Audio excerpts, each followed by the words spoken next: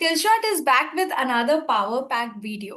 क्या आप एक अकाउंटेंट है और आपको day to day GST activities में दिक्कत हो रही है, या आप जीएसटी इंटरव्यू के लिए प्रिपेयर कर रहे हैं, तो ये वीडियो आपके लिए है। इसमें मैंने पूरा समराइज किया है कि क्या क्या आपको बातें ध्यान देनी है और क्या क्या क्वेश्चन आपसे पूछा जा सकता है at the time of interview. तो पूरे जीएसटी को समराइज किया गया है। वीडियो को शुरू से लेकर अंत तक जरूर देखें, और अगर अभी तक आपने हमारे चैनल को सब्सक्राइब नहीं किया है और बेल आइकन को प्रेस नहीं किया है, तो जल्दी से सब्सक्राइब कीजिए और बेल आइकन को प्रेस कीजिए सबसे पहले वीडियो पाने के लिए। वीडियो अच्छा लगता है तो लाइक जरूर करें और कमेंट जरूर करें, हमारा प्रोत्साहन और बढ़ाए। तो हम स्टार्ट करते हैं। Prepare yourself for GST interview, GST summarised. Start करते हैं। सबसे पहले आपसे पूछा जा सकता है कि जीएसटी क्यों इंट्रोड्यूस हुआ। तो सिंपली मैंने मोदी स्टोरी बनाया है, फटाफट इसे बताती हूँ। मोदी जी जो है वो क्या प्लान कर रहे थे? मेक इन इंडिया प्लान कर रहे थे। तो मोदी जी ने सोचा मेक इन इंडिया के लिए एफडीआई बहुत जरूरी है, फॉरेन डायरेक्ट इन्वेस्टमेंट जरूरी है। लेकिन प्रॉब्लम्स काफी थे। क्या प्रॉब्लम्स था? अगर कोई सर्विस देता था तो सर्विस टैक्स लग जाता था। अगर कोई गुड्स मैन्युफैक्चर करता था तो एक्साइज ड्यूटी लग जाता था। एक स्टेट से दूसरे स्टेट में अगर कोई सेल करता था तो सीएसटी लग जाता था। और ममता दीदी भी टैक्स लगाने में कम कहाँ थी। उन्होंने क्या किया, जब भी कोई इंटरटेनमेंट एक्टिविटी होती थी, जब भी कोई मूवी लगती थी, इंटरटेनमेंट टैक्स लग जाता था। जब भी विद इन द स्टेट जो है सेल होता था तो वैट लग जाता था। जब एक स्टेट से दूसरे स्टेट में गुड्स एंटर करते थे तो एंट्री टैक्स लग जाता था। और कोई लग्जरियस प्रोडक्ट अगर आप खरीदते थे तो लग्जरी टैक्स लग जाता था। तो इतना सारा टैक्स, इतनी सारी कंप्लायंसेस। तो मोदी जी ने बोला कि इस प्रॉब्लम का एक ही सोल्यूशन है। क्या सोल्यूशन है? Goods and service tax. मतलब ये सारे टैक्सेस को हटा के हम एक टैक्स लाते हैं, one nation one tax, that is goods and service tax. Mamata Didi को अब प्रॉब्लम हो गया। क्या प्रॉब्लम हो गया? ये प्रॉब्लम हुआ कि कंपनसेशन का क्या, जो मैं टैक्स कलेक्ट ऑलरेडी कर रही हूँ उससे जो मेरा रेवेन्यू होता था अब वो कलेक्ट नहीं होगा, तो मुझे नुकसान हो जाएगा। तो मोदी जी ने बोला कि दीदी डोंट वरी, मेरे पास सोल्यूशन है। क्या सोल्यूशन है? मैं आपको जीएसटी का कंपनसेशन दूंगा। ठीक है। तो अब मोदी जी पे जो है ममता दीदी ट्रस्ट नहीं करती। तो ममता दीदी बोलती है क्या मेरे राइट्स का क्या, मेरे राइट्स का क्या, आप तो बोल रहे हो कि आप कंपनसेशन दोगे, मैं आप पे ट्रस्ट कैसे करूं। तो मोदी जी बोलते हैं कि मैं goods and service tax council का गठन करूंगा, जिसमें आपकी भी राइट्स होगी और मेरी भी, मतलब सेंटर की भी राइट्स होगी और स्टेट की भी राइट। तो ऐसी जीएसटी जो है वो इंडिया में इंट्रोड्यूस हुआ। तो आप बता सकते हैं कि कैसे जीएसटी जो है वो इंट्रोड्यूस हुआ, अगर आपसे इंटरव्यू में पूछा जाए तो। अब नेक्स्ट बात करते हैं, who will bear the ultimate burden of GST. GST का अल्टीमेट जो बर्डन है वो कौन बेयर करेगा? क्या बिजनेस पर्सन बेयर करेंगे या कंज्यूमर बेयर करेंगे? तो बिजनेस पर्सन जो है वो अल्टीमेट बर्डन जीएसटी का बेयर नहीं करते हैं, जो कंज्यूमर होते हैं वो अल्टीमेट बर्डन जीएसटी का बेयर करते हैं।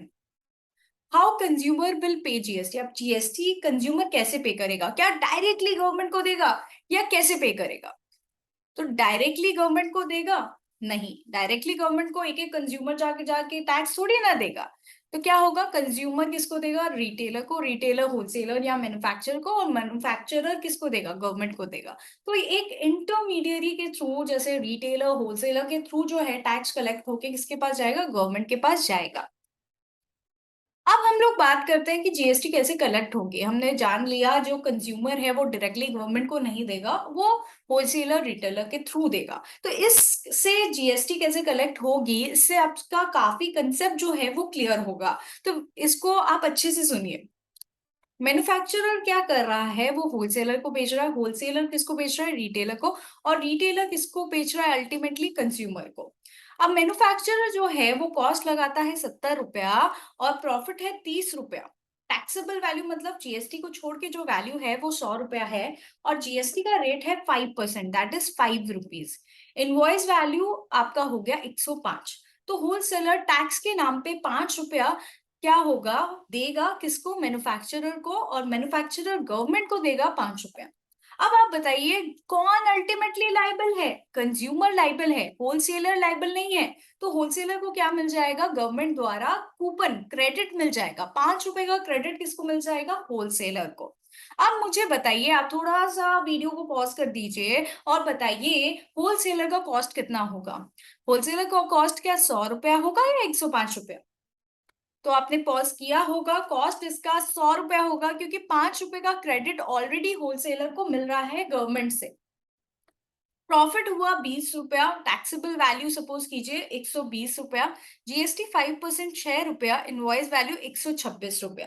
तो रिटेलर से कितना कलेक्ट करेगा और टैक्स के नाम पे 6 रुपया। और गवर्नमेंट को कैसे पे करेगा? ऑलरेडी उसके पास कूपन पड़ा हुआ है, 5 रुपए का क्रेडिट पड़ा हुआ है, तो 5 रुपया जो है वो क्रेडिट से पे करेगा और 1 रुपया कैश से।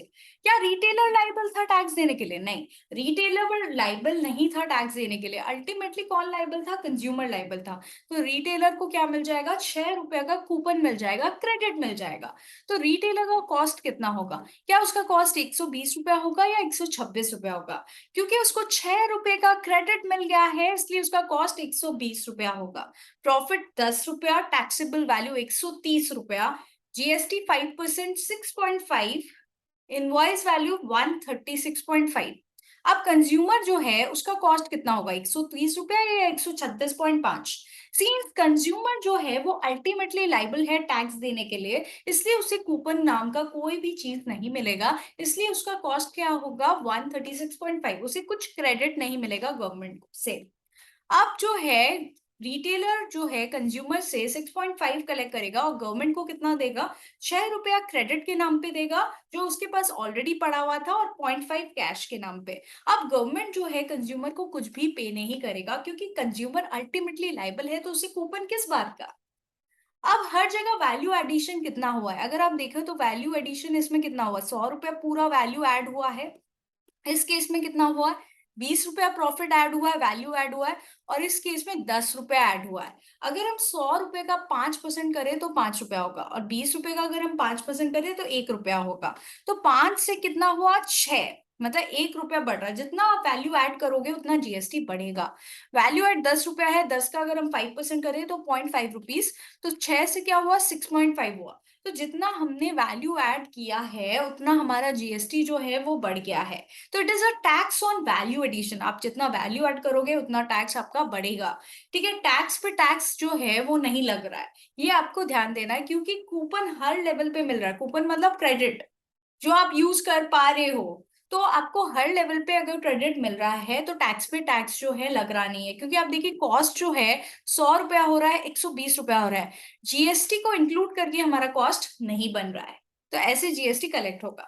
अब बात करते हैं जीएसटी रेवेन्यू डिस्ट्रीब्यूशन। जो जीएसटी कलेक्ट हो गया, अब डिस्ट्रीब्यूट कैसे होगा भला, वो देखना होगा।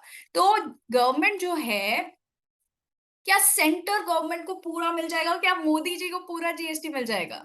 क्या ममता दीदी को पूरा जीएसटी मिल जाएगा? या मोदी एंड ममता को मिलेगा कोई रेशियो में? तो पूरा सेंटर को तो नहीं मिलेगा, पूरा स्टेट को भी नहीं मिलेगा। सेंटर और स्टेट को कोई प्रपोर्शन में मिलेगा। आपको क्या लगता है सबसे बेस्ट पार्टनरशिप रेशियो क्या होता है? लिखिए जरा कमेंट में। तो आपने कमेंट में लिखा होगा, सो सबसे बेस्ट पार्टनरशिप रेशियो 50% सेंटर को मिलेगा और 50% जो है वो स्टेट को मिलेगा। ठीक है, चलिए आगे चलते हैं, बात करते हैं इंट्रा स्टेट और इंटर स्टेट के बारे में। काफी जगह आप जब जीएसटी इंटरव्यू देने जाते हो तो आपसे पूछा जाता है विद इन द स्टेट मतलब इंट्रा स्टेट का मतलब क्या है और इंटर स्टेट का मतलब क्या है। तो समझा देते हैं।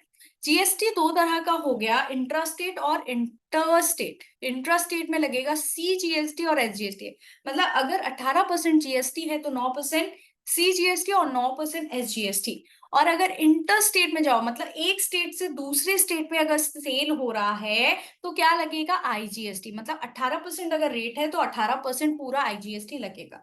अगर यूनियन टेरिटरी के अंदर सेल हो रहा है तो सीजीएसटी आधा लगेगा और यूटीजीएसटी आधा, मतलब 9% लगेगा अगर 18% रेट है तो। अगर एक यूनियन टेरिटरी से दूसरे यूनियन टेरिटरी में सेल हो रहा है तो क्या लगेगा? आईजीएसटी। अब आगे चलते हैं। अब एक्सप्लेन मैंने किया है वो आप देख सकते हैं, इंट्रा स्टेट क्या है, इंटर स्टेट क्या है। मुंबई से अगर चेन्नई में सेल होता है तो आईजीएसटी लगता है, क्योंकि it is an inter state. Inter state मतलब एक स्टेट से दूसरे स्टेट में। अगर within the state sale हो रहा है तो क्या लगेगा? सीजीएसटी और एसजीएसटी लगेगा। ठीक है, चलिए टाइप्स ऑफ जीएसटी के बारे में बात करते हैं। अगर आपको इंटरव्यूअर पूछता है टाइप्स ऑफ जीएसटी क्या है, तो प्लीज जरूर पढ़ लीजिए और उससे आंसर आराम से आप कर पाओगे। सीजीएसटी जो है वो लेवी करता है और कलेक्ट करता है कौन? सेंट्रल गवर्नमेंट जो है वो सीजीएसटी लगाता है और क्या करता है? कलेक्ट करता है। एसजीएसटी कौन लगाता है? Levied and collected by state government. State government levy करता है और कलेक्ट करता है। And union territory with state legislature. Ma'am इसका मतलब क्या है? Union territory with state legislature. Union territory with state legislature का मतलब है जिसका खुद का सीएम हो। जैसे दिल्ली जो है वो यूनियन टेरिटरी है, लेकिन वहां पर सीजीएसटी और यूटीजीएसटी नहीं लगेगा, वहां पर क्या लगेगा? सीजीएसटी और एसजीएसटी। जब खुद का लेजिस्लेटिव असेंबली होता है, खुद के सीएम होते हैं, तो उस केस में वो यूनियन टेरिटरी की तरह ट्रीट नहीं होगा, स्टेट की तरह ट्रीट होगा और सीजीएसटी और एसजीएसटी लगेगा। अब यूटीजीएसटी कब होगा? Levied and collected by union territory without state legislature. जिसका खुद का स्टेट लेजिस्लेचर नहीं है, उस केस में सीजीएसटी और क्या लगेगा? यूटीजीएसटी लगेगा, आधा आधा। ठीक है। और आईजीएसटी कब लगता है? Sum of CGST and SGST UTGST are levied by centre on all inter state supply. मतलब एक स्टेट से दूसरे स्टेट में अगर आप सेल कर रहे हो तब आईजीएसटी लगेगा, एक यूनियन टेरिटरी से दूसरे यूनियन टेरिटरी में आप सेल कर रहे हो तब आईजीएसटी लगेगा। ठीक है, तो आपको समझ में आ गया होगा। अब आगे चलते हैं। अब बात करते हैं यार, आखिरकार किस स्टेट को रेवेन्यू मिलेगा? किस स्टेट को रेवेन्यू मिलने वाला है? गुजरात से जो है बी सेल हो रहा है महाराष्ट्र में, और महाराष्ट्र से B2C सेल हो रहा है वेस्ट बंगाल में। अब आप पूछोगे मैम ये B2B क्या है, B2C क्या है? B2B is business to business, मतलब एक रजिस्टर्ड पर्सन दूसरे रजिस्टर्ड पर्सन को सेल कर रहा है, तब B2B माना जाता है। तो अगर B2B सेल होता है तब क्या लगता है? एक स्टेट से अगर दूसरे स्टेट में सेल हो रहा है तो आईजीएसटी, और B2C सेल हो रहा है तब आपका क्या माना गया कि कंज्यूमर को बेच रहे हैं तो B2C, या किसी अनरजिस्टर्ड पर्सन को आप बेच रहे हो तो B2C। अब किस गवर्नमेंट को मिलेगा रेवेन्यू? आप लोग प्लीज वीडियो को पॉज कर दीजिए और मुझे बताइए, क्या गुजरात गवर्नमेंट को मिलेगा, क्या महाराष्ट्र गवर्नमेंट को मिलेगा, क्या वेस्ट बंगाल गवर्नमेंट? किस गवर्नमेंट को आपको लगता है रेवेन्यू मिलेगा? तो जो आपने पॉज किया होगा मेरे हिसाब से, तो जो जीएसटी है वो डेस्टिनेशन बेस्ड टैक्स है, मतलब जहां कंजम्पशन होता है उस गवर्नमेंट को रेवेन्यू मिलता है। तो वेस्ट बंगाल को जो है वो रेवेन्यू मिलने वाला है। ममता दीदी को रेवेन्यू मिलेगा, लेकिन क्या ममता दीदी पूरा ले लेंगी? नहीं।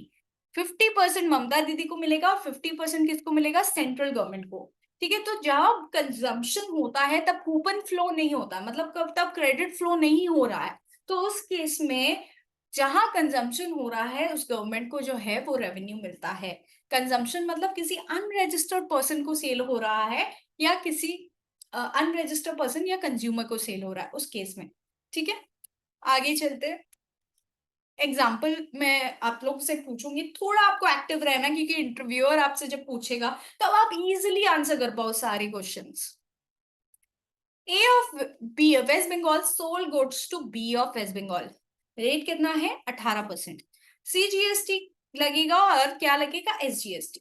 क्योंकि स्टेट के अंदर सेल हो रहा है, वेस्ट बंगाल के अंदर जब सेल होता है तब सीजीएसटी और एसजीएसटी लगेगा। X of West Bengal sold goods to B of UP, इसमें रेट है 18%। एक स्टेट से दूसरे स्टेट में सेल हो रहा है तब क्या लगता है? आईजीएसटी लगेगा 18%। S of Andaman sold goods to T of Andaman, मतलब within union territory without state legislature, मतलब खुद का सीएम नहीं है और यूनियन टेरिटरी के अंदर सेल हो रहा है, तो क्या लगेगा? 9% सीजीएसटी लगेगा और 9% यूटीजीएसटी लगेगा। P of Andaman sold goods to Q of UP, एक यूनियन टेरिटरी से दूसरे स्टेट में सेल हो रहा है, तो क्या लगेगा? जब दो चीज इन्वॉल्व हो तब आईजीएसटी लगता है, तो आईजीएसटी 18% लगेगा। होप आपको ये समझ में आया हो। थोड़ा कंसेप्ट क्लियर करते हैं डेस्टिनेशन बेस्ड टैक्स के बारे में। अगर आपसे पूछे कि जीएसटी जो है वो डेस्टिनेशन बेस्ड टैक्स क्यों है, जरा बताइए। तो आपको सिंपली बताना है कि जब गुजरात से सपोज कीजिए सेल हो रहा है उत्तर प्रदेश में, तो उत्तर प्रदेश में अगर किसी अनरजिस्टर्ड पर्सन को अगर सेल हो रहा है या किसी कंज्यूमर को सेल हो रहा है, तो इस केस में उत्तर प्रदेश के गवर्नमेंट को मिलेगा। ठीक है, उत्तर प्रदेश की गवर्नमेंट को क्या मिलेगा, रेवेन्यू मिलेगा, क्योंकि वो जो जीएसटी है वो डेस्टिनेशन बेस्ड टैक्स है, कंजम्पशन बेस्ड टैक्स है, जहां पर कंज्यूम होता है उस गवर्नमेंट को रेवेन्यू मिलता है। अब हम लोग बात करते हैं जीएसटी के टर्मिनोलॉजी के बारे में। मैम ये क्या है, आपसे क्वेश्चन पूछा जा सकता है कि फॉरवर्ड चार्ज क्या होता है, रिवर्स चार्ज क्या होता है, इनपुट टैक्स क्रेडिट क्या होता है। ये सब चीजों में आपको कंफ्यूजन ना हो तो ये जरूर देख लें। तो सबसे पहले मिल्टन का जो बॉटल है वो मैन्युफैक्चरर ने बनाया, उसका टैक्सेबल वैल्यू 100 रुपया है, जीएसटी 5% 5 रुपया, इनवॉइस वैल्यू 105 रुपया। तो क्या किया है, बॉटल बनाया, ठीक है। बॉटल बनाने के लिए क्या क्या जरूरत है, आपको क्या लगता है एक बॉटल जो मिल्टन का बॉटल है उसको बनाने के लिए क्या चाहिए? तो सबसे पहले किराए पे जगह चाहिए, किराए पे या खुद का जगह, खुद का जगह या किराए पे जगह चाहिए। दूसरा क्या चाहिए, प्लास्टिक के दाने चाहिए, प्लास्टिक के दाने चाहिए, प्लास्टिक के दाने जो है वो चाहिए बॉटल को बनाने के लिए, और मशीनरी जो है वो हमें चाहिए, ठीक है। तो ये सारी चीजें हमें चाहिए क्या बनाने के लिए, एक प्लास्टिक का बॉटल बनाने के लिए, ठीक है। अब जो है ये बॉटल जो है 105 रुपए का है, तो 105 रुपए पूरा होलसेलर से मैन्युफैक्चरर कलेक्ट करता है, 100 रुपए अपने पॉकेट में रखता है, और 5 रुपए किसको देता है, गवर्नमेंट को देता है, ठीक है। और गवर्नमेंट उसको क्या दे देता है, कूपन दे देता है, ठीक है, कूपन दे देता है। हो सकता है होलसेलर जो है खुद से गवर्नमेंट को टैक्स दे, ऐसा किसी किसी सिचुएशन में होता है जहां पर रेसिडेंट जो है वो डायरेक्टली गवर्नमेंट को टैक्स दे, तो उस केस में उसको क्या मिल जाता है, कूपन गवर्नमेंट से डायरेक्टली मिल जाता है।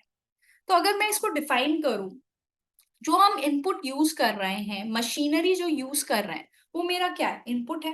वो क्या है, इनपुट कैपिटल गुड्स है। क्यों इनपुट कैपिटल गुड्स है, क्योंकि हमारे जो है बुक्स ऑफ अकाउंट्स में ये कैपिटलाइज है, कुछ भी हमारे बुक्स ऑफ अकाउंट्स में एज अ फिक्स एसेट आ रहा है जो यूज करके हम कुछ प्रोडक्ट बना रहे हैं, तो वो मेरे लिए कैपिटल गुड्स है, इनपुट कैपिटल गुड्स, ठीक है।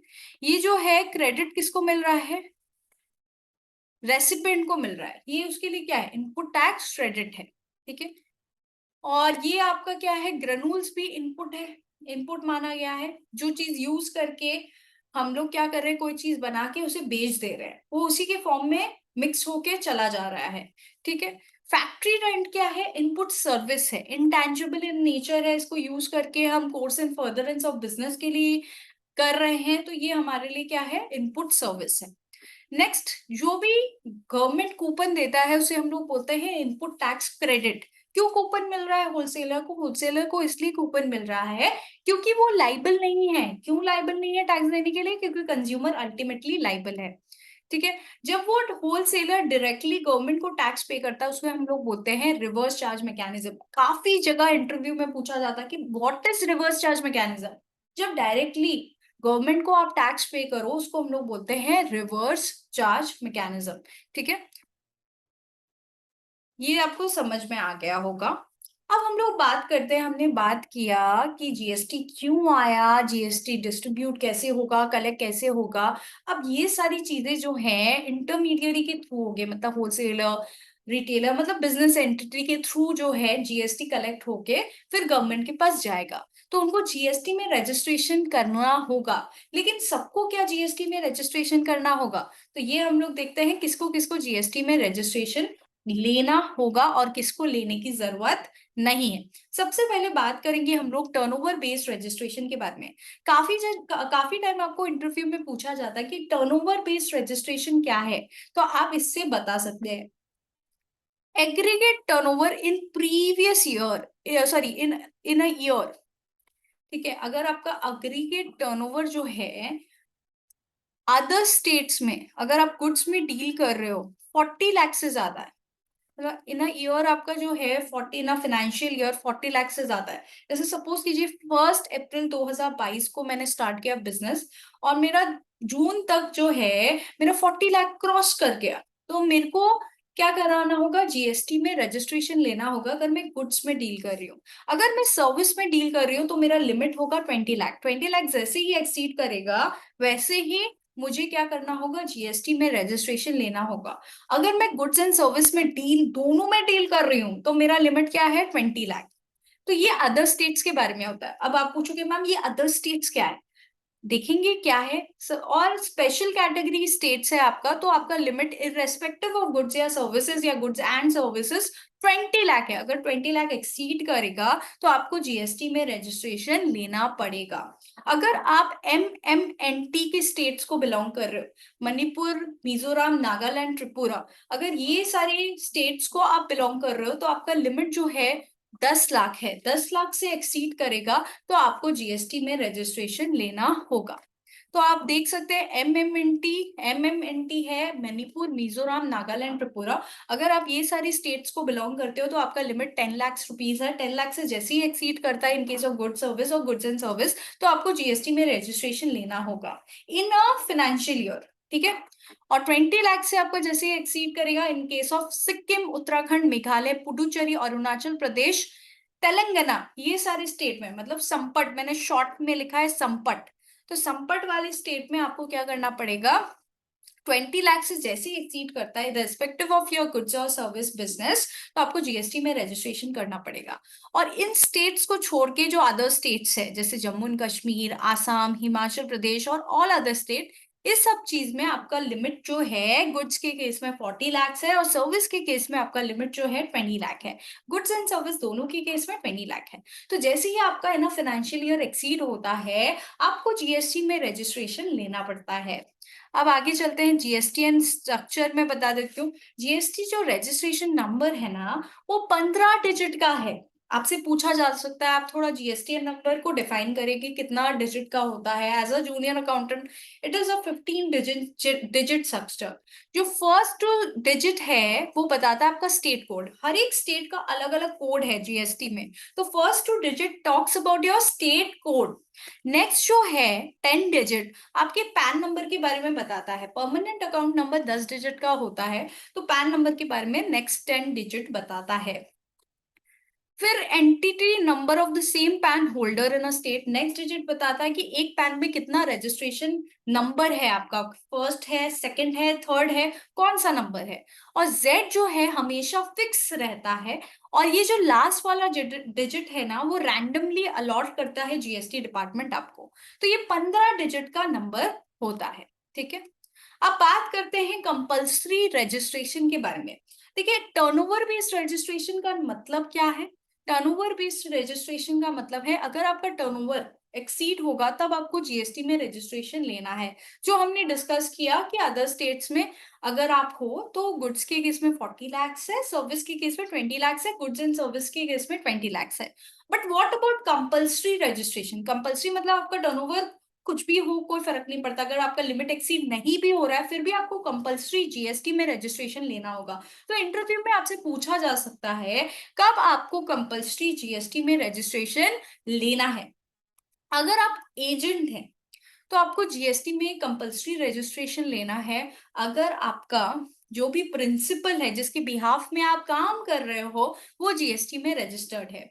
अगर आप एक कैजुअल टैक्सेबल पर्सन है, अब एक कैजुअल टैक्सेबल पर्सन कौन होता है जरा अगर बताए तो, जैसे सपोज कीजिए मेरा जयपुर में कुर्ती का शॉप है, कभी कभी मैं कलकत्ता आती हूँ कुर्ती बेचने, एग्जीबिशन लगाने, मैं जयपुर में ऑलरेडी रजिस्टर्ड हूँ। ये बात याद रखिएगा, हर स्टेट का अलग अलग जीएसटी नंबर होता है।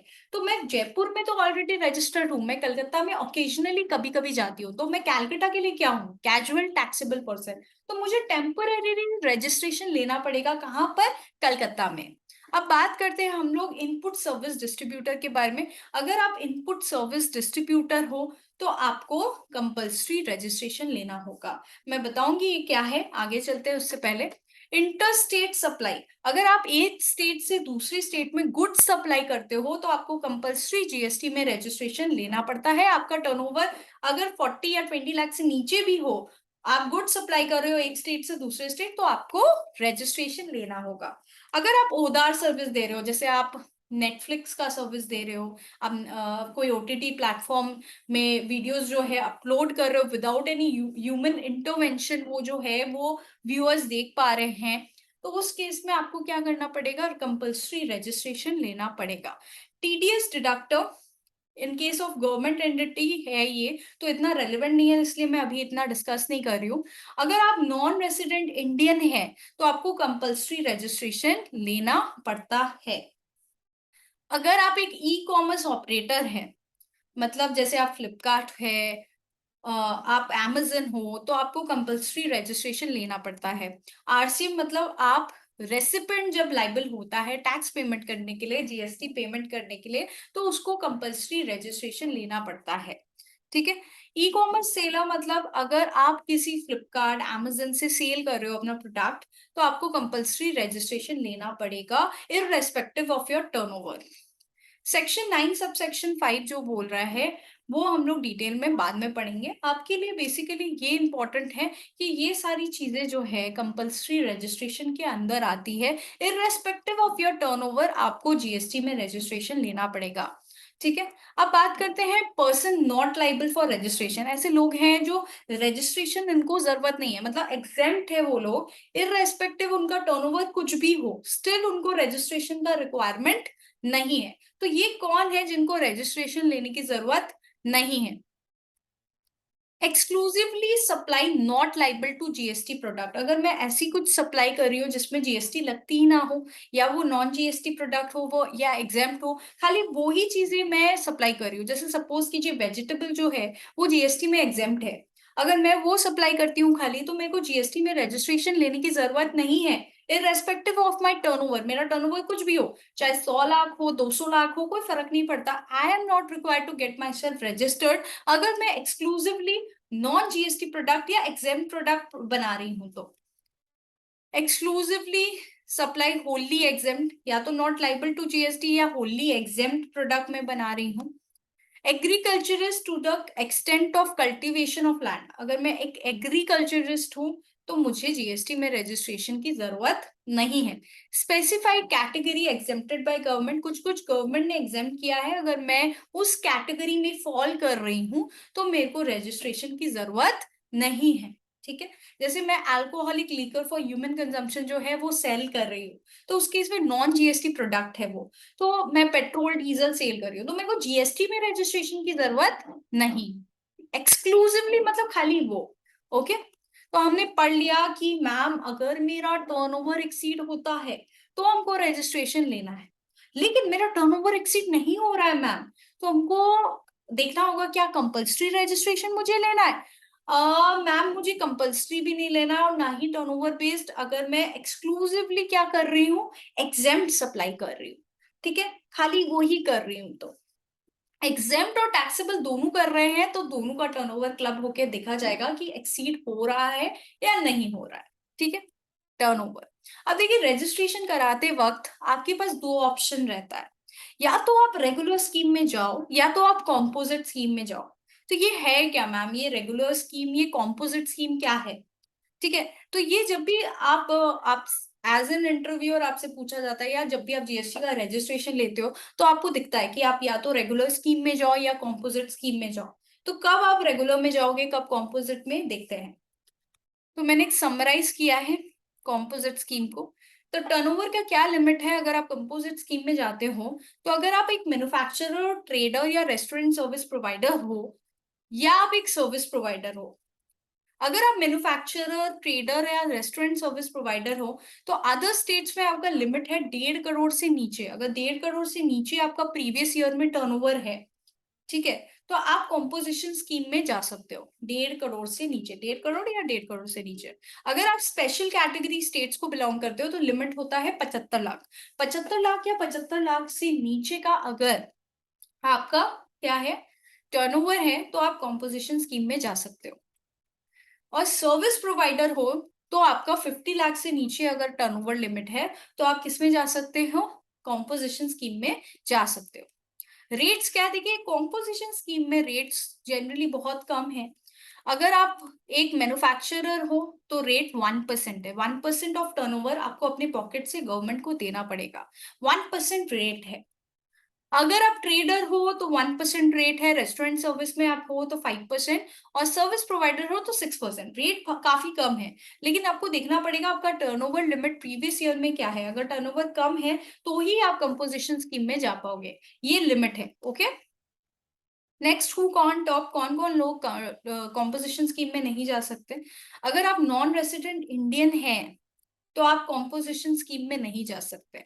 अगर आप एक कैजुअल टैक्सेबल पर्सन हैं, जैसे मैं कहीं एग्जीबिशन लगाने गई हूँ, ठीक है, ओकेजनली जहां पर मेरा परमानेंट एस्टैब्लिशमेंट नहीं है, कहीं कहीं जाती हूँ, तो मैं as a casual taxable person composition scheme में नहीं जा सकती।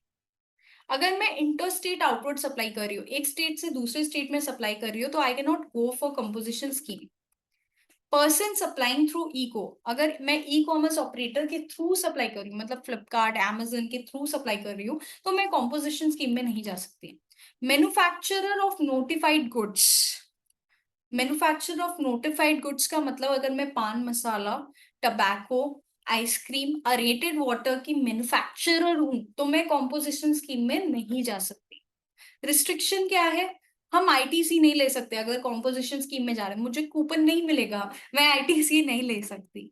और मैं टैक्स इनवॉइस जो है वो इशू नहीं कर सकती, मुझे बिल ऑफ सप्लाई इशू करना पड़ेगा, मतलब मैं सामने वाले से टैक्स कलेक्ट नहीं कर सकती। तो मैम अगर मैं सामने वाले से टैक्स कलेक्ट नहीं करूंगी तो क्या मैं जीएसटी में रजिस्टर्ड नहीं हूँ? मैं जीएसटी में रजिस्टर्ड हूँ, लेकिन मैं कॉम्पोजिशन स्कीम में हूँ, इसलिए सामने वाले से टैक्स कलेक्ट जो है वो नहीं कर सकती। और मैं जो रेट्स है वो खुद से पेमेंट करूंगी गवर्नमेंट को अपनी पॉकेट से, 1% ऑफ टर्नओवर, जो भी मेरा टर्नओवर है उसका 1%।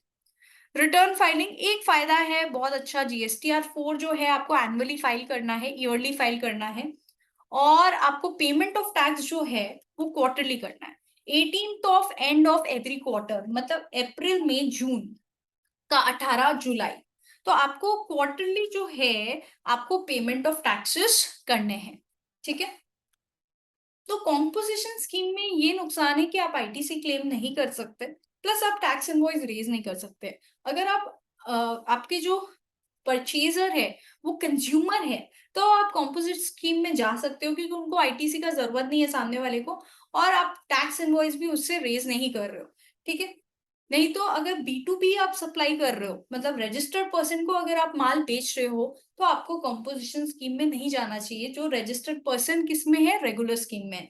तो रेगुलर स्कीम में आप आईटीसी क्लेम कर सकते हो और टैक्स इनवॉइस इशू कर सकते हैं, लेकिन रेगुलर स्कीम में रेट्स काफी ज्यादा है, 5, 6, 12, 18, 28% रेट है। और उसमें कंप्लायंसेस ज्यादा है, बहुत कंप्लायंस ज्यादा है, आपको रिटर्न फाइलिंग करना है, आपको क्रेडिट क्लेम का रूल्स एंड रेगुलेशन फॉलो करना है, बहुत कुछ है उसमें। अब हम लोग बात करते हैं what is the difference between regular versus composite scheme. क्या लगता है कि क्या डिफरेंस है रेगुलर स्कीम में और कॉम्पोजिट स्कीम में? Rates of tax regular scheme में काफी हायर है, ठीक है। तो रेट्स ऑफ टैक्स जो है वो हायर है, जैसे मैंने बताया था 5, 12, 18, 28 रेट है। कॉम्पोजिट स्कीम में लोअर है, 1%, 5%, 6%। इनवॉइस जो है रेगुलर वाली रेस कर सकते हैं, लेकिन कॉम्पोजिट वाले बिल ऑफ सप्लाई ही रेस करेंगे।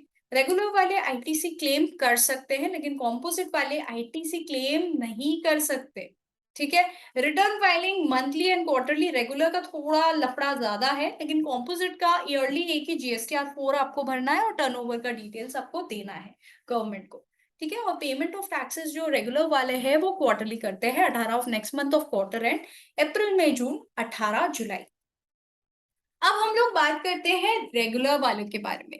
आप समझ रहे होंगे कि जब भी आप जीएसटी इंटरव्यू देने जाते हो या कोई भी इंटरव्यू एज एन अकाउंटेंट देने जाते हो, तो आपसे पूछा जाता है कि भैया रिटर्न का क्या हाल है, क्या है रिटर्न्स, अगर आप एज अ रेगुलर पार्टी हो तो क्या क्या रिटर्न्स है। तो रिटर्न्स की अगर मैं बात करूं तो जीएसटीआर 3 भी है आपका, जीएसटीआर 1 है और जीएसटीआर 2 भी है। ये 3 रिटर्न जो है जीएसटी के आपके लिए है। तो ये क्या है, इसको अच्छे से हम लोग समझते हैं। जीएसटीआर 3 भी क्या है, 1 क्या है, जीएसटीआर 2 भी क्या है। जीएसटीआर 3 भी में हम लोग क्या करेंगे, उससे पहले समझने से पहले जीएसटीआर 1 क्या है जान लेते हैं। जीएसटीआर 1 में हम invoice wise details of outward supply देते हैं, मतलब सेल का डिटेल देते हैं इनवॉइस वाइज। मतलब मैंने ए को बेचा, बी को बेचा, सी को बेचा, तो ये डिटेल्स मेरे को इनवॉइस वाइज देना है कि इनवॉइस नंबर क्या था, जीएसटी नंबर क्या था, अमाउंट क्या था, टैक्सेबल वैल्यू क्या था। ये सारी डिटेल्स मेरे को जीएसटीआर 1 में सेल की देनी है, ठीक है। और जीएसटीआर 2 भी जो है वो ऑटो पॉपुलेट हो जाता है जीएसटीआर 1 से। इसका मतलब क्या है, सपोज कीजिए मेरे लिए सेल है, तो सामने वाले के लिए क्या होगा, परचेज होगा। मेरा आउटपुट टैक्स है तो सामने वाले का क्या होगा, इनपुट टैक्स होगा। और जीएसटीआर 2बी में इनपुट टैक्स का डिटेल आता है, मतलब मैं जैसे ही जीएसटीआर 1 फाइल करूंगी मेरे रिसिपेंट के जीएसटीआर 2बी में दिखाएगा कि उसको कितना इनपुट टैक्स क्रेडिट मिला है। तो जीएसटीआर 1 टाइमली फाइल करना बहुत इंपॉर्टेंट है। अगर आप टाइमली जीएसटीआर 1 फाइल नहीं करते तो आपके रेसिपेंट को टाइमली क्रेडिट नहीं मिलता है, क्योंकि आप जीएसटीआर 1 में सेल का डिटेल दिखाते हो जो उसके लिए परचेज है, आपके लिए आउटपुट टैक्स है, तो सामने वाले के लिए क्या है, इनपुट टैक्स है, जिसका उसका आईटीसी मिलेगा। अब जीएसटीआर 3बी क्या है, consolidated summary details of inward and outward supply. इसका मतलब है कि टोटल आपका सेल्स, टोटल आउटपुट टैक्स और टोटल आईटीसी का डिटेल। जीएसटीआर 3बी में जो सेल्स है वो जीएसटीआर 1 से ऑटो पॉपुलेट हो जाता है, और जीएसटीआर 3बी में जो आईटीसी है वो जीएसटीआर 2बी से ऑटो पॉपुलेट हो जाता है। ठीक है, तो आप उतना ही 3बी में क्लेम कर सकते हो। 3बी में आप क्या कर रहे हो, टोटल सेल का डिटेल डाल रहे हो और आईटीसी का डिटेल जो है वो ऑटो पॉपुलेट होके आ रहा है, सेल का भी डिटेल जीएसटीआर 1 से ऑटो पॉपुलेट होके आ रहा है, और आप पेमेंट कर रहे हो किसको, गवर्नमेंट को टैक्स का पेमेंट कर रहे हो। ठीक है, तो इम्पोर्टेंट क्या है, इम्पोर्टेंट ये है कि जीएसटीआर 3बी जो है वो आप उतना ही आईटीसी क्लेम कर सकते हो जितने आपके सप्लायर ने 2बी में दिखाया है। अगर सप्लायर जीएसटीआर 1 टाइमली फाइल नहीं करता है तो आपके 2बी में रिफ्लेक्ट नहीं होता है, जिस कारण आप आईटीसी नहीं ले सकते।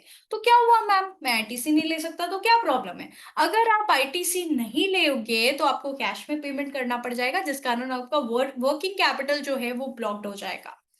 ठीक है, तो जीएसटीआर 3बी और 1 के बारे में बात करते हैं। 1 का जो है ड्यू डेट क्या है, अगर आपका टर्नओवर 5 करोड़ से ऊपर है या आपका टर्नओवर 5 करोड़ या 5 करोड़ से नीचे है, अगर 5 करोड़ से ऊपर है तो आपको मंथली जो है जीएसटीआर 1 फाइल करना जरूरी है। मंथली कंपल्सरी आपको करना पड़ेगा 11th ऑफ एवरी मंथ, मतलब अप्रैल महीने का 11 मई महीने का 11 जून, जून महीने का 11 जुलाई ड्यू डेट रहेगा। आपको सेल्स का डिटेल्स किसको देना है, गवर्नमेंट को देना है। अगर आपका टर्नओवर 5 करोड़ या 5 करोड़ से नीचे है तो आपको क्वार्टरली जीएसटीआर 1 फाइल करना पड़ेगा। कर सकते हैं अगर आप चाहे तो, आपके लिए ऑप्शनल है, आप मंथली में भी जा सकते हो और क्वार्टरली में भी जा सकते हैं। क्वार्टरली के लिए आपका 13 of next month of quarter and होगा, मतलब अप्रैल मई जून का 13 जुलाई तक आपको क्या फाइल करना होगा, जीएसटीआर 1। जीएसटीआर 3बी की बात करूं तो अगर आपका टर्नओवर 5 करोड़ से अबव है तो आपको मंथली कंपल्सरी फाइल करना है जीएसटीआर 3बी 20th ऑफ एवरी मंथ, मतलब अप्रैल का 20th, मई का 20 जून, जून का 20 जुलाई। अगर आपका टर्नओवर 5 करोड़ या 5 करोड़ से नीचे है तो अब आप क्वार्टरली फाइल कर सकते हो, मतलब 22nd या 24th of next month of quarter and, मतलब अप्रैल मई जून का 22nd जुलाई या 24th जुलाई। ठीक है, जुलाई अगस्त सितंबर का 22nd अक्टूबर 24th अक्टूबर, डिपेंड करता है आपके स्टेट वाइज, आपका स्टेट जो भी है उस बेसिस पे देखा जाएगा आपका 22nd होगा या 24th। तो आपका अगर टर्नओवर 5 करोड़ है तो मंथली आपको फाइल करना जरूरी है, 5 करोड़ से ऊपर है तो। अगर 5 करोड़ या 5 करोड़ से नीचे है तो आपके पास ऑप्शन है, आप मंथली भी जा सकते हो और क्वार्टरली भी जा सकते हो। अब हम लोग बात करते हैं जीएसटीआर 2बी में अगर शो नहीं कर रहा है तो हम आईटीसी नहीं ले सकते जीएसटीआर 3बी में। 3बी में क्या डिटेल जाता है, टोटल सेल और आईटीसी का डिटेल जाता है, जिससे हम पेमेंट ऑफ टैक्सेस करते हैं। जैसे 100 रुपए मेरा आउटपुट टैक्स है, इनपुट टैक्स 70 रुपया है, तो 30 रुपए का हम पेमेंट करेंगे किसको, गवर्नमेंट को। अब हम लोग बात करते हैं कि क्या कंडीशन है आईटीसी लेने का, ऐसे ही हम आईटीसी ले सकते हैं, नहीं ऐसे तो नहीं ले सकते, कुछ कंडीशन होना चाहिए। तो बहुत सारे जन जो है एज एन इंटरव्यूअर आपसे पूछेंगे सेक्शन 16 क्या है, क्या कंडीशन है आईटीसी लेने का। तो आईटीसी लेने का कंडीशन के लिए मैंने एक स्टोरी फॉर्म किया है, जिसमें सप्लायर कौन है, सैमसंग है। सप्लायर सप्लाई कर रहा है किसको, गड़ा इलेक्ट्रॉनिक्स को, क्या इलेक्ट्रॉनिक्स प्रोडक्ट। ठीक है, तो रेसिपेंट कौन है, गड़ा इलेक्ट्रॉनिक, जो रिसीव कर रहा है इलेक्ट्रॉनिक प्रोडक्ट। ठीक है, अब क्या क्या चीजें होनी चाहिए, सबसे पहले तो इम्पोर्टेंट है टैक्स इनवॉइस होना चाहिए, किसके पास, गड़ा इलेक्ट्रॉनिक के पास टैक्स इनवॉइस होना चाहिए। उसके बेसिस पे ही एक डॉक्यूमेंट्री एविडेंस है, उसके बेसिस पे ही आप क्या कर सकते हो, आईटीसी क्लेम करना कर सकते हो। ठीक है। Receipt of goods and services मतलब गड़ा इलेक्ट्रॉनिक्स को गुड्स या सर्विस रिसीव हो जानी चाहिए, तभी गड़ा इलेक्ट्रॉनिक्स क्या कर सकता है, आईटीसी क्लेम कर सकता है, नहीं तो वो आईटीसी क्लेम नहीं कर पाएगा। गड़ा इलेक्ट्रॉनिक्स ने रिटर्न जो है फाइल कर दी हो गवर्नमेंट को क्या कर दी हो, रिटर्न फाइल कर दी हो, तभी वो आईटीसी ले पाएगा। और सप्लायर जो सैमसंग है उसने टैक्स का पेमेंट कर दिया, तभी गड़ा इलेक्ट्रॉनिक्स को क्या मिलेगा, आईटीसी मिलेगा। लेकिन आईटीसी से तो गड़ा इलेक्ट्रॉनिक्स ये कंडीशन सारा पूरा कर दिया, मतलब उसके पास टैक्स इनवॉइस भी है, उसको गुड्स मिल चुका है, सामने वाले ने टैक्स का पेमेंट कर दिया है और गड़ा इलेक्ट्रॉनिक्स ने रिटर्न फाइलिंग भी कर दिया है, फिर भी उसको आईटीसी नहीं मिलता है अगर उसके जीएसटीआर 2B में नहीं शो हो। मतलब अगर जीएसटीआर 1 सैमसंग ने गलत फाइल किया हो या गलत नाम से फाइल किया हो या जीएसटीआर 1 का डिटेल्स जो है नहीं डाला हो गड़ा इलेक्ट्रॉनिक्स का, तो उसके 2B में शो नहीं करेगा और गड़ा इलेक्ट्रॉनिक्स जो है वो आईटीसी नहीं ले पाएगा। तो 2B जो है बहुत इंपॉर्टेंट है, अगर मेरे जीएसटीआर 2B में रिफ्लेक्शन नहीं आ रहा है तो मैं आईटीसी नहीं ले सकती। और एक चीज है payment of invoice value with in 180 days. अगर गड़ा इलेक्ट्रॉनिक्स ने आईटीसी ले लिया है लेकिन 180 दिन के अंदर इनवॉइस वैल्यू जो है वो पेमेंट नहीं किया है, किसको, सप्लायर को, अगर उसने पेमेंट नहीं किया है तो गड़ा इलेक्ट्रॉनिक्स को जो उसने आईटीसी लिया था उसको रिवर्स करना पड़ेगा, हटाना पड़ेगा। ठीक है, तो ये समझ में आ गया होगा कि सारा कंडीशन तो मैम मैंने फुलफिल कर दिया, लेकिन अगर सप्लायर की गलती है, उसने जीएसटीआर 1 में नहीं दिखाया तो मेरे को फिर आईटीसी नहीं मिलेगा। तो ये इंपॉर्टेंट है कि आप एक ऐसे सप्लायर को चुनो जो जीएसटी कंप्लायंट हो, जो जीएसटीआर 1 टाइमली फाइल करता हो। अब हम लोग बात करते हैं ब्लॉक क्रेडिट के बारे में, कि आपने सारी टर्म्स एंड कंडीशन फॉलो किए, आपके पास टैक्स इनवॉइस है, आपको गुड्स एंड सर्विस रिसीव हो गया, पेमेंट ऑफ टैक्स भी हो गया, रिटर्न फाइलिंग भी हो गया, 2B में भी रिफ्लेक्ट कर रहा है, फिर भी आप आईटीसी नहीं ले सकते।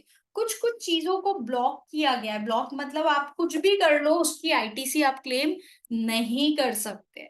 ठीक है, तो मैंने गड़ा इलेक्ट्रॉनिक्स का एग्जाम्पल लिया है जिसमें मैं समझाने की कोशिश करती हूँ क्या क्या चीजों की आईटीसी हम क्लेम नहीं कर सकते। तो गड़ा इलेक्ट्रॉनिक्स के जो प्रोप्राइटर है वो है जेठालाल। जेठालाल ने शानदार ऑफिस जो है कंस्ट्रक्ट कराया, क्या कराया, कंस्ट्रक्ट कराया। उसने फिर सोचा यार इतना शानदार आलीशान ऑफिस जो है मैंने कंस्ट्रक्ट कराया है, तो मुझे तो इसमें गाड़ी में आना है। तो उसने क्या खरीदा, मोटर कार खरीदा।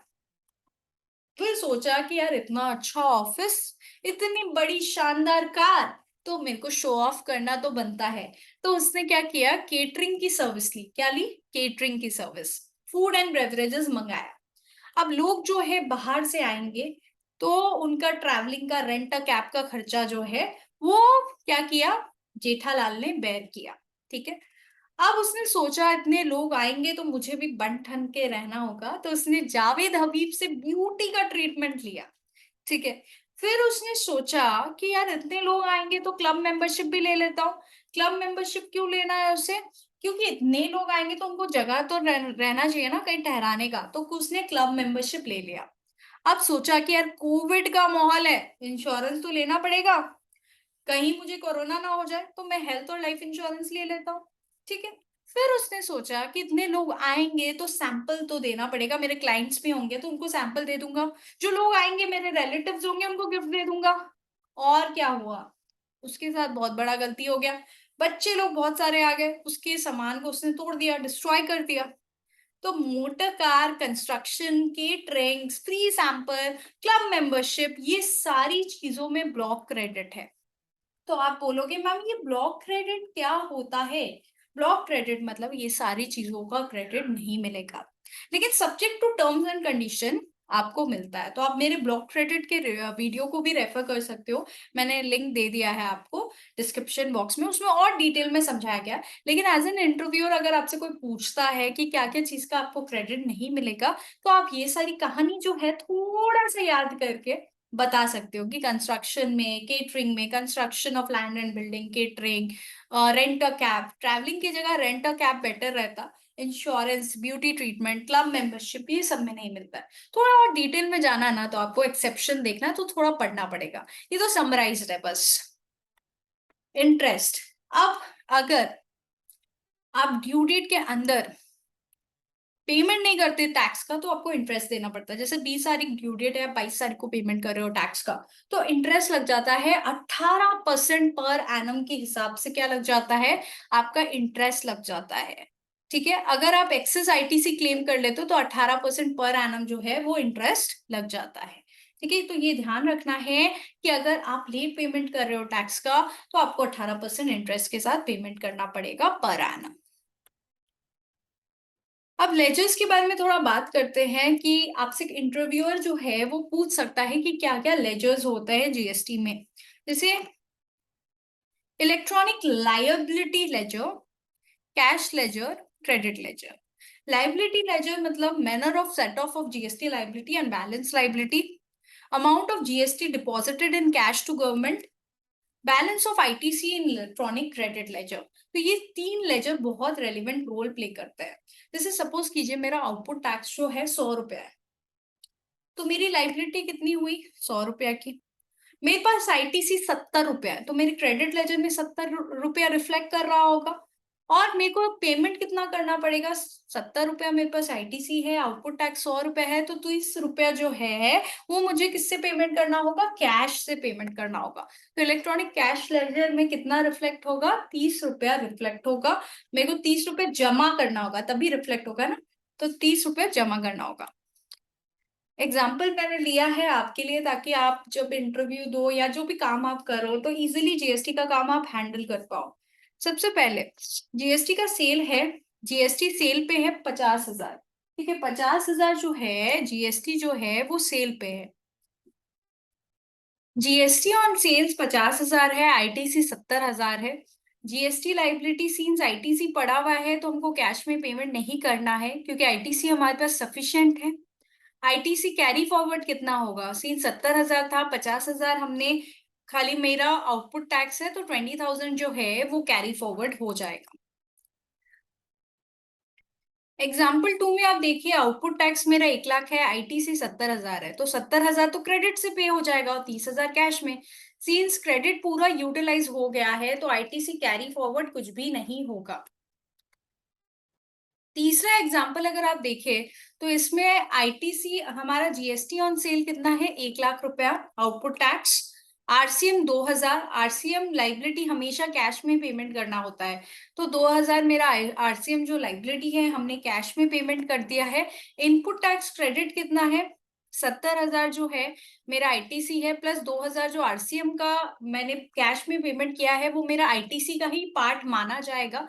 तो मैंने 72,000 पूरा कैसे पे कर दिया है? क्रेडिट से और रिमेनिंग कैश से। तो मेरा क्रेडिट पूरा यूटिलाइज हो गया है तो 0 कैरी फॉरवर्ड होगा। एग्जाम्पल 4 में अगर आप देखें तो मेरा आउटपुट टैक्स कितना है? 1 लाख रुपया, इंटरेस्ट 500 रुपया, लेट फीस 100 रुपया। तो इंटरेस्ट और लेट फीस हमेशा कैसे पेमेंट होता है?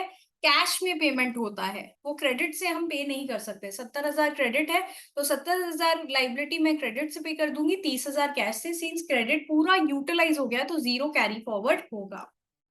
सेट ऑफ रूल बहुत इंपॉर्टेंट है। सेट ऑफ रूल की अगर मैं बात कर तो जीएसटी कैसे सेट ऑफ होगा जरूरी है।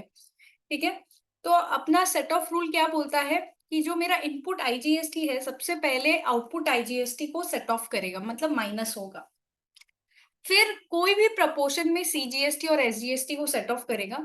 जो मेरा इनपुट सीजीएसटी है सबसे पहले सीजीएसटी को सेट ऑफ करेगा, उसके बाद आईजीएसटी को, और एसजीएसटी को सेट ऑफ नहीं करता क्योंकि सीजीएसटी और एसजीएसटी में पड़ती नहीं है।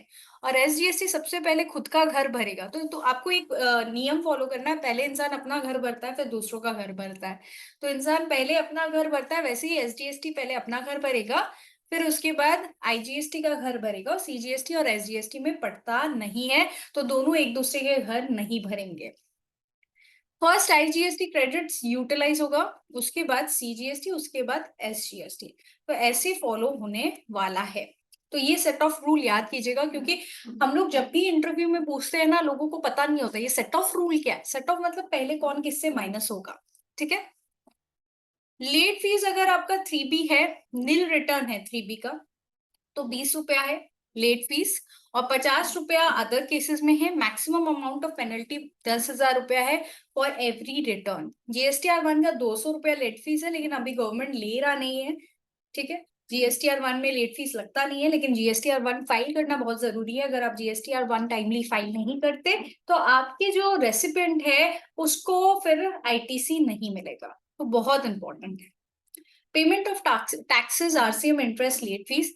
टैक्सेस हमेशा इलेक्ट्रॉनिक कैश लेजर या क्रेडिट लेजर से पेमेंट हो सकता है। आरसीएम जो है कैश लेजर से होगा, इंटरेस्ट और लेट फीस भी कैश लेजर से, क्रेडिट लेजर यूज हम लोग नहीं कर सकते। ठीक है। Electronic credit laser set of rules, ये तो आपको पता ही है, आईजीएसटी को और सीजीएसटी एसजीएसटी को एनी प्रोपोर्शन में सेट ऑफ करेगा। सीजीएसटी सबसे पहले आईजीएसटी को करता है, और ये जो है आपका, यहाँ पर आपको सीजीएसटी सबसे पहले सेट ऑफ जो है करेगा किसको, सीजीएसटी को करेगा, उसके बाद आईजीएसटी। इसमें आपको थोड़ा चेंजेस करना होगा, तो आपको ये वाला जो सेट ऑफ रूल है मैं डिलीट कर देती हूँ। ये वाला सेट ऑफ रूल जो है आपका, आपको ये फॉलो करना है। ठीक है, कि सी आईजीएसटी पहले जो है आईजीएसटी को सेट ऑफ करता है, और सीजीएसटी एसजीएसटी को एनी प्रोपोर्शन में। सीजीएसटी सबसे पहले सीजीएसटी को, फिर उसके बाद आईजीएसटी को, एसजीएसटी को नहीं करता, और एसजीएसटी सबसे पहले एसजीएसटी को, उसके बाद आईजीएसटी को, सीजीएसटी को नहीं करता। तो गाइज आपको समझ में आ गया होगा कि अगर आप जीएसटी इंटरव्यू देने जाते हैं तो ये वीडियो आपको देखना कितना जरूरी है। तो वीडियो जरूर देखें। अगर वीडियो अच्छा लगता है तो लाइक कीजिए। डे टू डे एक्टिविटीज में भी ये वीडियो बहुत हेल्पफुल रहेगा। Thank you so much guys. आपको कैसा लग रहा है हमारा वीडियो जरूर बताएं। हमारा साथ आपको कैसा लगता है। Thank you so much.